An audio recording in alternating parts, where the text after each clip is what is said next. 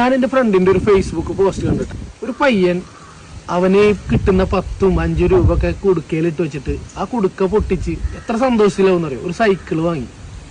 ഏതോ ഒരു നാറികള്, അങ്ങനെ തന്നെ പറയാം, രാത്രി വന്നിട്ട് ആ സൈക്കിൾ അടിച്ചു മാറ്റിക്കൊണ്ട്. ആ പോസ്റ്റ് കണ്ടപ്പോഴേ ഭയങ്കര വിഷമമായി. കാരണം നമ്മളെല്ലാവരും ചെറുപ്പത്തിൽ ഒരുപാട് ആഗ്രഹിച്ചിട്ടുള്ള ഒരു സാധനമാണ് സൈക്കിൾ എന്ന് പറയുന്നത്. എല്ലാവരും, ഒട്ടുമിക്ക ആൾക്കാരും. പക്ഷെ അത് കഷ്ടപ്പെട്ട് എടുത്തിട്ട് അത് കട്ടുകൊണ്ട് പോവാന്നൊക്കെ പറഞ്ഞാൽ ആ പയ്യന്റെ ഉറക്കം പോയിട്ടുണ്ടാവും. അതുപോലെ തന്നെ നമ്മൾ ഉറക്കം പോയി. അപ്പൊ നമ്മളങ്ങനെ ഫിനാൻഷ്യൽ സ്റ്റെബിലിറ്റി ഉള്ള ആൾക്കാരൊന്നല്ലല്ലോ. അപ്പൊ ഞാൻ എന്റെ ഫ്രണ്ടിന് ഒരു വോയിസ് അയച്ചു. എനിക്ക് കിട്ടിയ ആ വോയിസ് റിപ്ലൈ അല്ലേ, അത് ഞാൻ ഇവിടെ കേൾപ്പിക്കാം. സംഭവം എന്റെ വോയിസ് ഞാൻ കേട്ട്. ഞാന് മംഗലാപുരത്തൊരു മീറ്റിംഗിലാണ്. എത്ര റുപ്യാലും വേണില്ല ആ ചെക്കനക്ക് ആ സൈക്കിൾ മേടിച്ചു കൊടുത്തിട്ട് എന്നോട് വിളിച്ചാൽ മതി.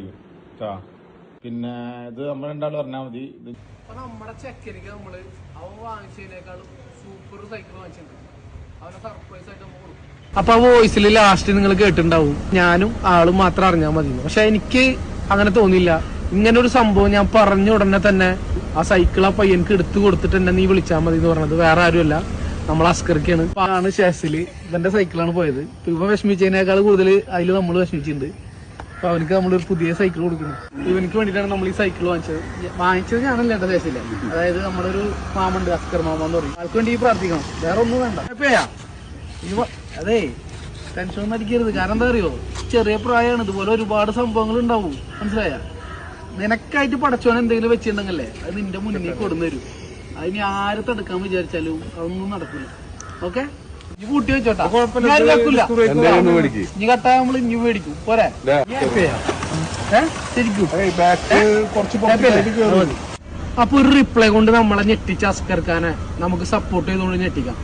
ഞാൻ ഈ വീഡിയോയുടെ കൂടെ അസ്കർ ഖാനെ കൊളാബ് ചെയ്യുന്നുണ്ട്. എല്ലാവരും എന്നെ സപ്പോർട്ട് ചെയ്തില്ലെങ്കിലും കുഴപ്പമില്ല, ആളെ ഫോളോ ചെയ്ത് സപ്പോർട്ട് ചെയ്യും. കാരണം ആളെ പോലുള്ളവരെ സപ്പോർട്ട് ചെയ്ത് കഴിഞ്ഞാൽ ഇതുപോലുള്ള ഒരുപാട് പാവങ്ങൾക്ക് അതൊരു ഉപകാരപ്പെടും. അത്രേ ഉള്ളൂ. ഇനി ആ തെണ്ടിത്തരം ചെയ്ത നാറികളോട് പറയാനുള്ളത്, നിങ്ങൾ എങ്ങനെയെങ്കിലും എന്റെ വീഡിയോ കാണാനിടയായാൽ നിങ്ങൾ ഓർത്ത് വെച്ചോ, പയ്യന്റെ കണ്ണീരിന് വില പറയുന്ന ഒരു സമയം വരും, ഉറപ്പാണ്.